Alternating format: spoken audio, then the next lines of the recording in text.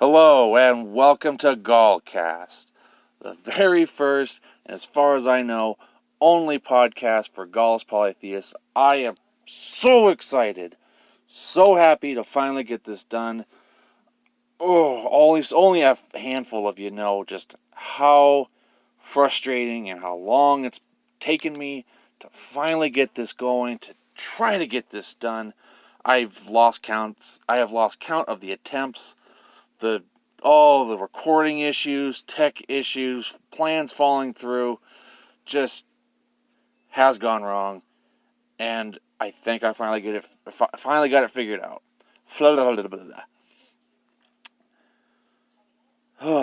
Here we are. Welcome again.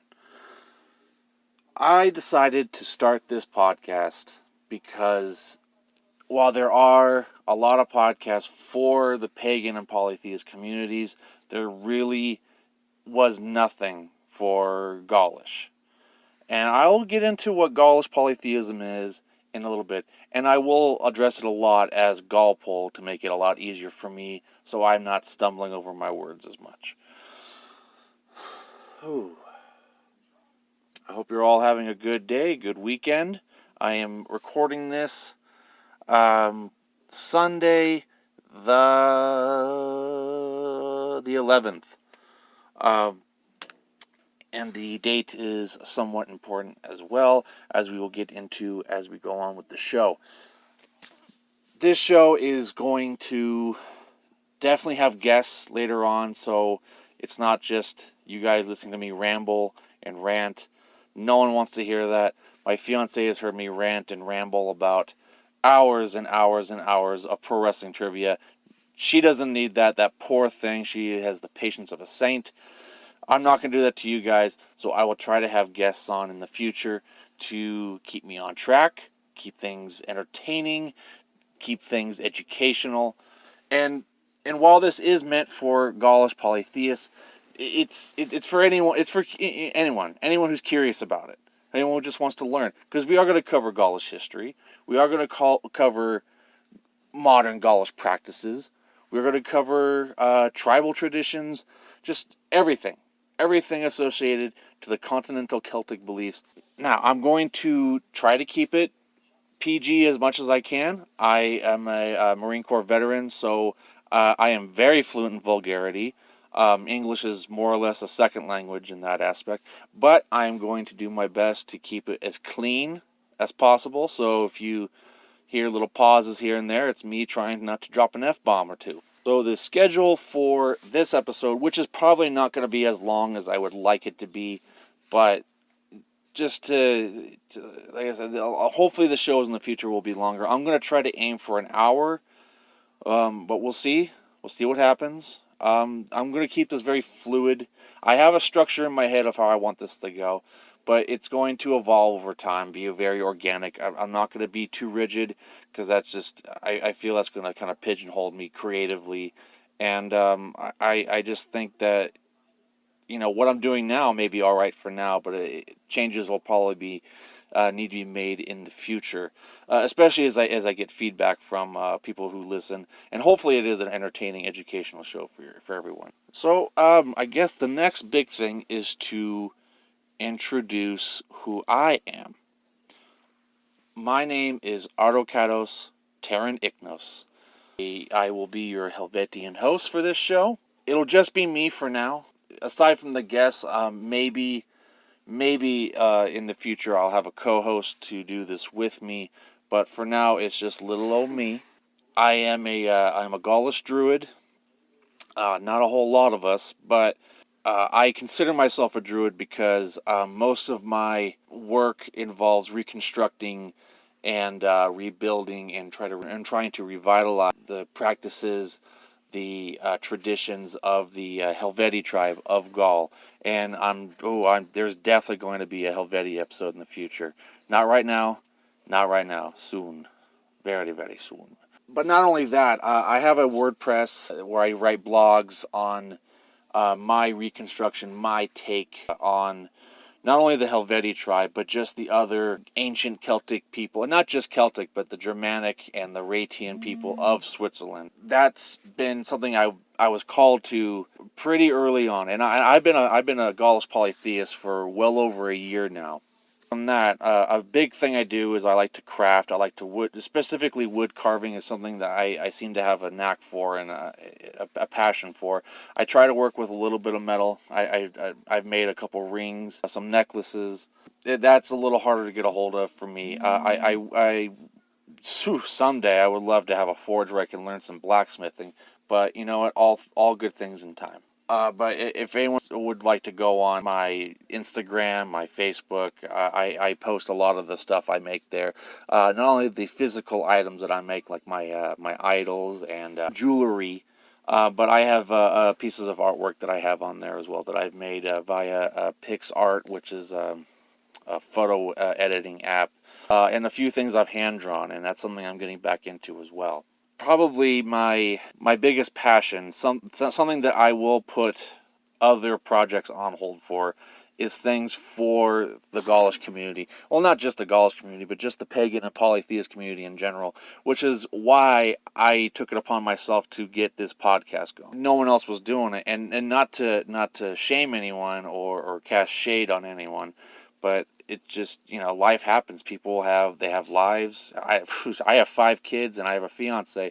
I have to do this when everyone's gone to bed, when there's finally a moment of peace to do this. Which is also why I'll be doing these once a month or so. There's no way I can do this on a more frequent basis, and I don't even know when each month I'll be able to do it, but it will be once a month when I'm able to find the time to do it. The pagan and polytheist community has been very special and something that I definitely feel needs support and help and allies. And I don't just mean Gaulish or Gaelic or Hellenists, Roman polytheists, heathens. Just everyone. And I just feel that I've heard so many different stories of different people through Facebook and Discord of the rough time and how a lot of people are very secretive about their who they are, their religious identity. And you know what? I'm right there with them. I'm very open to public about my beliefs, but except to my own family, I keep that a secret. It's not even so much that I'm afraid to come out to them, but it's not their business, and this is more my path, not theirs. And while there are great podcasts like Celtic Myth Pod Show, Myth, Legends, and Lore Podcast, Celtic Myths and Legends Podcast, and all these other great podcast, Druidcast, that's another good one. Down at the Crossroads, that's a great one. There really wasn't anything Gaulish specific, and I felt that that's something that this community really needed and would probably really benefit from it, because we are a slowly growing community, kind of a minority within the Celtic umbrella. And I suppose I should get into more of the specifics for those that are not GaulPol and are interested. Well, as I kept throwing out there the word Celtic. Now, the Gauls were a Celtic peoples. There were several tribes inhabiting what is now France, Belgium, and Switzerland. Now, not just there, but the Celtic tribes were all over the European continent, as far west as Spain and Portugal, which they were known as the Celtiberians, as far east as Romania, as far south as Turkey. They were everywhere. They were all over the place. Very migratory people. That was up until the Gallic Wars, when Rome would eventually conquer the Gauls. Now, between all of these dozens and dozens and dozens of tribes, we have well over 300 gods and goddesses. A question that I've often gotten was, is there a Gaulish Pantheon? It's kind of a yes and no. Each tribe had their own tribal pantheon. There was not one set pantheon of gods. So ancient Gaul had all of these gods and goddesses that were worshipped throughout all of these different tribes. And there are definitely things that set Gaulish polytheists from Gaelic polytheists and Brittonic and these other different more specific Celtic polytheist communities. Number one is the Ligny calendar, and something that I'm definitely going to have a guess for, because that is something that goes very much over my head, but it is a calendar that is purely 100% a Gaulish thing, a Gaulish tool that to keep track of the year. Again, I have to have a guest come on to really break it down, but just from my understanding, it is a lunar-centric calendar, and I thought it was a spider on me. So modern Gaulish polytheists have attributed a festival holiday to each of the lunar cycles each month, and so we have essentially 12, I think roughly 12 holidays to celebrate and work with. Within GaulPol, we also have folks that are working on the language, which is something, again, I struggle with. I will throw some words out there. I'll try to pronounce them as best as I can, but, I can only do so much there. Now, in ancient context, we know that obviously there was a Gaulish language. We don't know exactly how many different dialects there were. I'm sure there were, based on how spread out these tribes were. There's going to be differences, different dialects, probably different full-on languages. So, and I know a lot of good folks now that are taking what we have and what we know and rebuilding one Gaulish language. And what I can say for now is that while what connects all these different Celtic peoples is mainly a language root.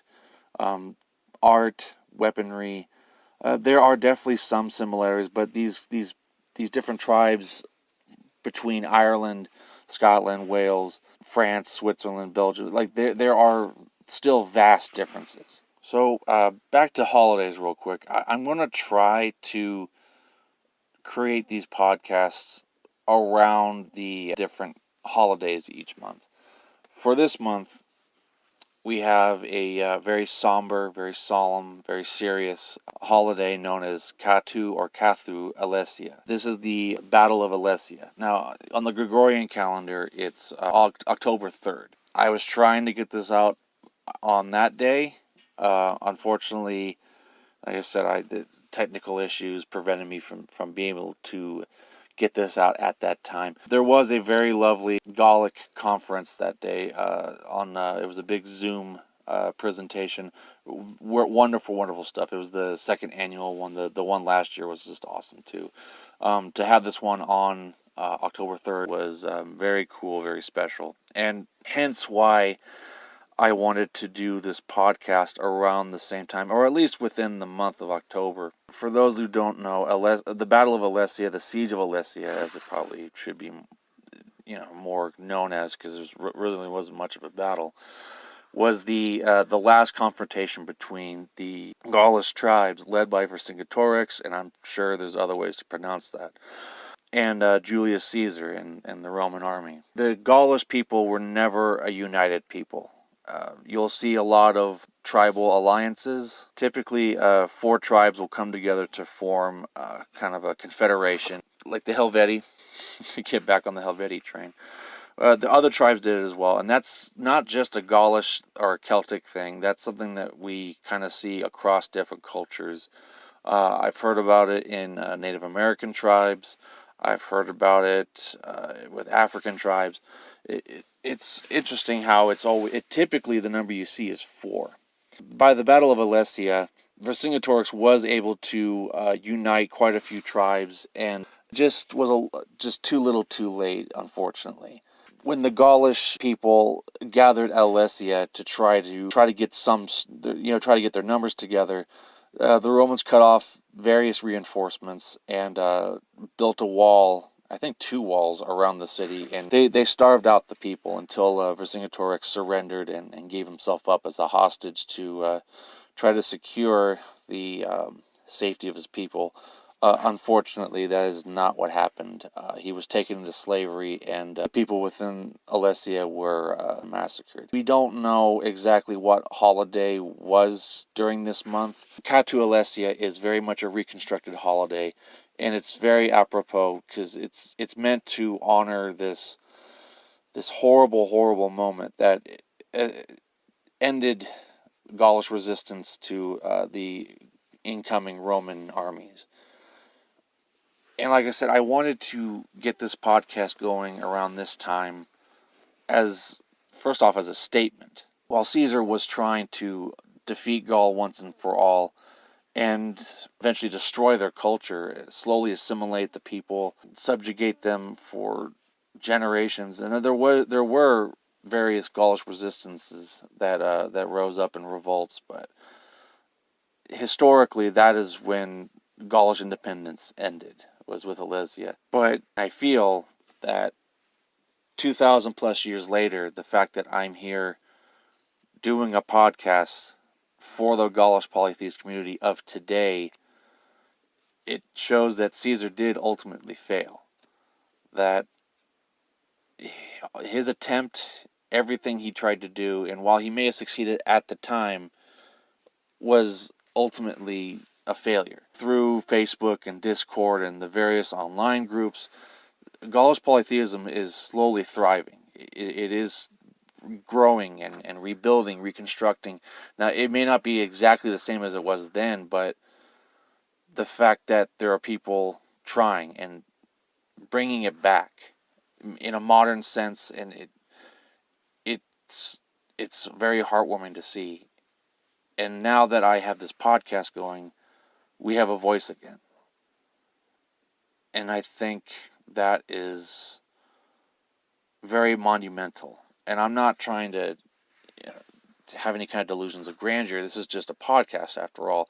But I hope to be the first of many, not just for Gaulish, but for other polytheist communities and pagan communities, just to not be so scared, to have their voices be heard.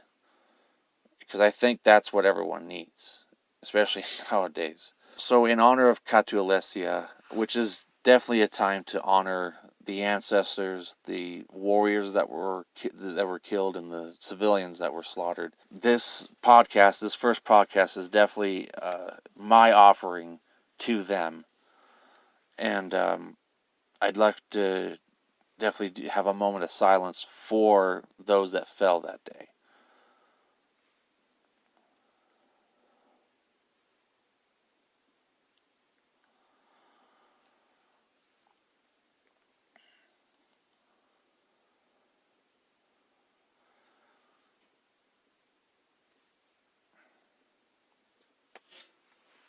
Now, on more of a lighter note, something I definitely want to do with this podcast is to have running series and segments. For this first episode here is going to be covering Gollus Virtues.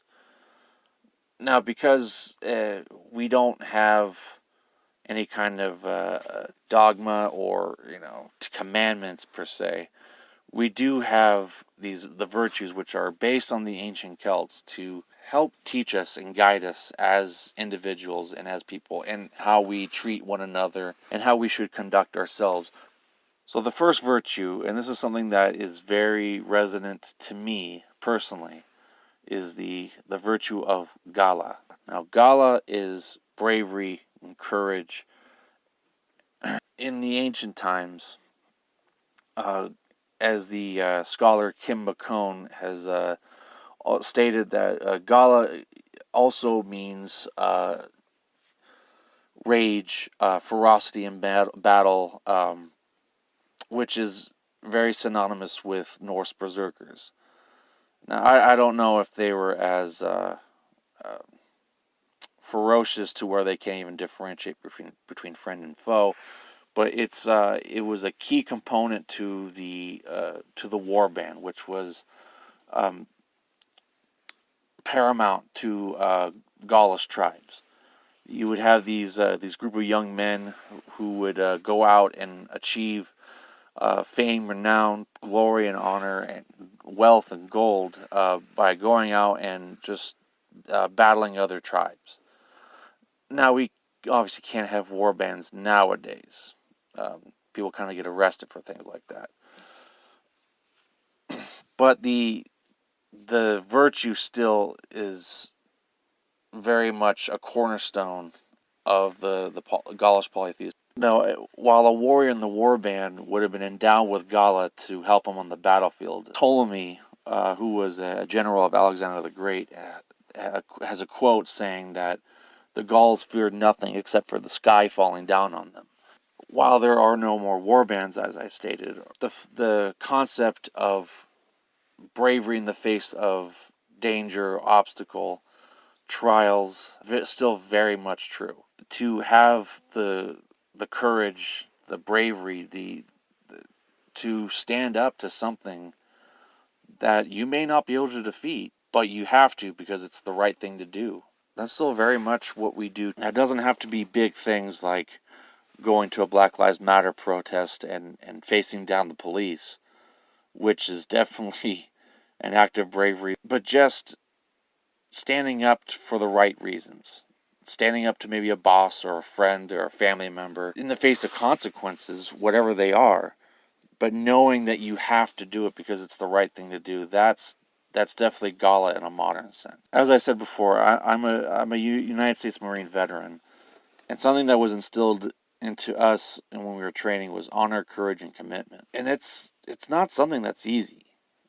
It may sound easy to some, but for a lot of people, it's not. And sometimes it's easy for me to face someone I don't particularly want to face and have the courage to say the right thing.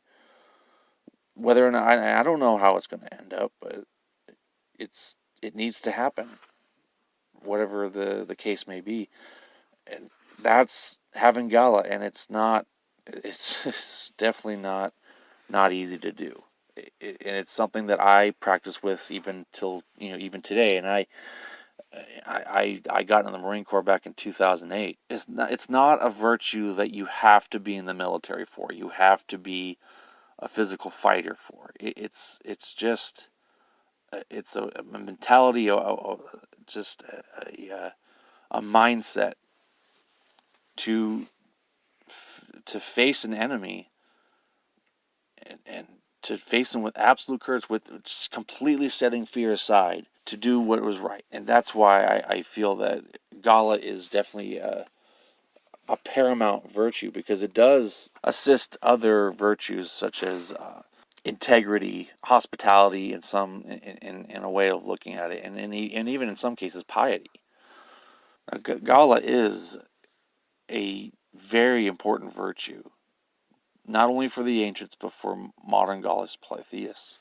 And while I am not the best podcaster, I am not the best public speaker, nor am I the best at teaching or explaining what I'm trying to get across. I'm still here trying. I'm essentially doing something that I would be normally scared or nervous to do, which is essentially talk to however many are willing to listen to this. And to me, that is Gollus, because I don't know how this is going to be received. I don't know if it's going to benefit the community, but because no one's done it, no one's trying to do it. If not me, then who? If not now, then when?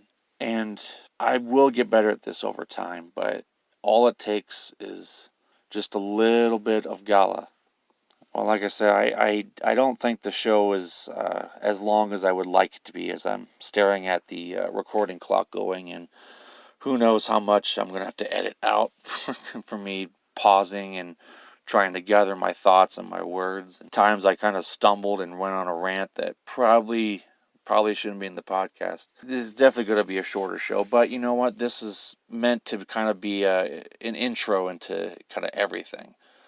And an intro shouldn't be too long. And as I bring in guests, the show will definitely lengthen out and probably be a lot more, listenable than this one. But if you do like it, please leave a good review. Definitely leave a comment on how I can do this better, because I know there's lots I can improve on.